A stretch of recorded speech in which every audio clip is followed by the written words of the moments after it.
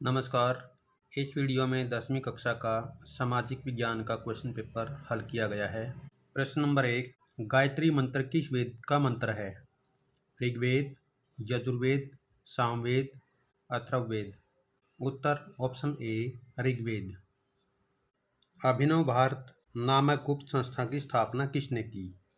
Krishna Varma, Curzon Wyllie, Madan Lal, Vinayak Damodar Savarkar.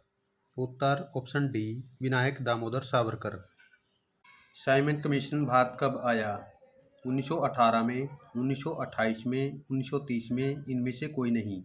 उत्तर option B 1928 में। कालक्रम की दृष्टि से सरस्वती सिंधु सभ्यता को कितने चरणों में विभाजित किया जाता है? 2, 3, 4, 5। उत्तर ऑप्शन बी 3। 2019 में लोकसभा में महिला सांसदों की संख्या कितने प्रतिशत थी? 20.45%, 18.05%, 14.36%, 25.07%। उत्तर ऑप्शन सी 14.36%। बेल्जियम में कितने प्रतिशत लोग डच भाषा बोलते हैं? 40%, 59%, 74%, 18%। उत्तर ऑप्शन बी 59%। भारत में औरतों के लिए आरक्षण की व्यवस्था की गई है। लोकसभा में, विधानसभा में, मंत्रिमंडल में, पंचायती राज में। उत्तर ऑप्शन डी पंचायती राज में। पंजाब और हरियाणा में कितने प्रतिशत भूमि पर खेती होती है? 50%, 80%, 65%, 90%। उत्तर ऑप्शन बी 80%। मध्य प्रदेश की खदानें देश का कितने प्रतिशत तांबा उत्पन्न करती है? 40%, 31%, 52%, 60%। उत्तर ऑप्शन सी 52%। सार्वजनिक और निजी क्षेत्र किस आधार पर विभाजित हैं? रोजगार की शर्तों, आर्थिक गतिविधि के स्वभाव, श्रमिकों की संख्या, उद्यमों के स्वामित्व। उत्तर ऑप्शन डी उद्यमों के स्वामित्व। विनिमय का माध्यम किसे कहा जाता है? बैंक, साख, मुद्रा, ऋण। उत्तर ऑप्शन सी मुद्रा को। अनौपचारिक उधारदाता में कौन आता है? साहूकार, व्यापारी, दोस्त, उपरोक्त सभी। उत्तर ऑप्शन डी उपरोक्त सभी। सरस्वती सिंधु सभ्यता में अंत्येष्टि संस्कार की कितनी विधियां प्रचलित थी? सरस्वती सिंधु सभ्यता में अंत्येष्टि संस्कार की 3 विधियां प्रचलित थी। पूर्ण समाधिकरण, आंशिक समाधिकरण, दाह संस्कार। श्रीलंका में किस धर्म को राजकीय धर्म के रूप में अपनाया गया है? श्रीलंका में बौद्ध धर्म को राजकीय धर्म के रूप में अपनाया गया है। भारत में सड़कों की क्षमता के आधार पर इन्हें कितने वर्गों में विभाजित किया गया है? भारत में सड़कों की क्षमता के आधार पर इन्हें 6 वर्गों में वर्गीकृत किया गया है। महात्मा बुद्ध का जन्म डैश ईसा पूर्व में हुआ था।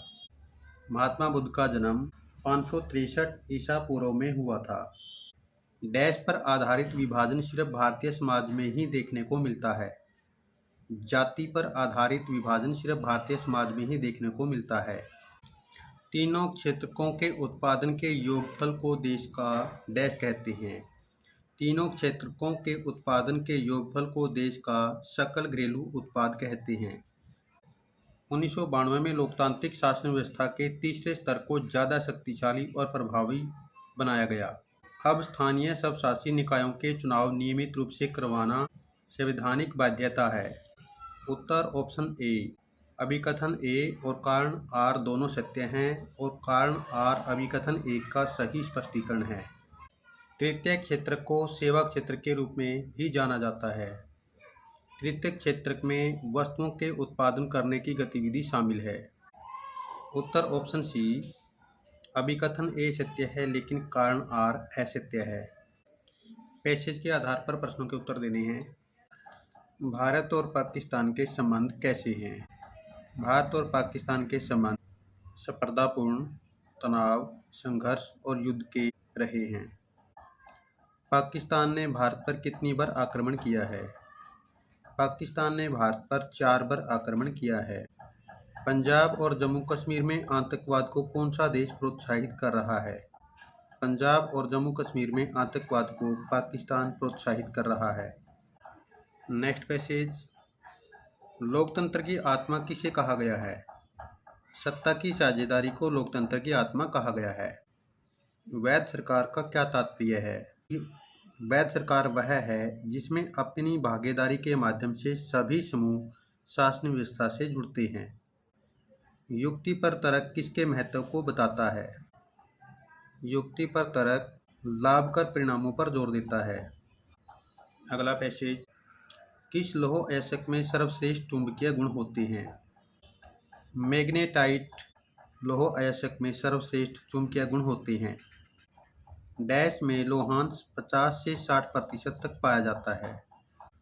हेमेटाइट में लोहांश 50 से 60% तक पाया जाता है।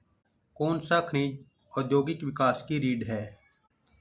लौह अयस्क खनिज औद्योगिक विकास की रीढ़ है। अगला पैसेज, विश्व विकास रिपोर्ट के अनुसार देशों का वर्गीकरण किस मापदंड के आधार पर किया गया है? विश्व विकास रिपोर्ट के अनुसार देशों का वर्गीकरण प्रति व्यक्ति आय के आधार पर किया गया है। 2017 के अनुसार किस देश को निम्न आय वाला देश कहा गया है? 2017 के अनुसार वे देश जिनकी प्रति व्यक्ति आय $995 प्रति वर्ष या उससे कम है उन्हें निम्न आय वाला देश कहा गया है। भारत किस आय वर्ग में आता है? भारत मध्य आय वर्ग के देशों में आता है। भारत के रेखा मानचित्र पर सरदार सरोवर बांध गुजरात में, हीराकुंड बांध उड़ीसा में महानदी पर, टिहरी बांध उत्तराखंड में। इंग्लैंड के एशिया में 2 उपनिवेश भारत, श्रीलंका, पाकिस्तान, म्यांमार, बांग्लादेश, चीन। मध्यकालीन यूरोपीय समाज कितने व कौन कौन से वर्गों में बंटा था? मध्यकालीन यूरोपीय समाज 3 वर्गों में बंटा था। पहला वर्ग पादरियों का था जिनका मुख्य कार्य ईश्वर की सेवा करना और चर्च की व्यवस्था देखना था।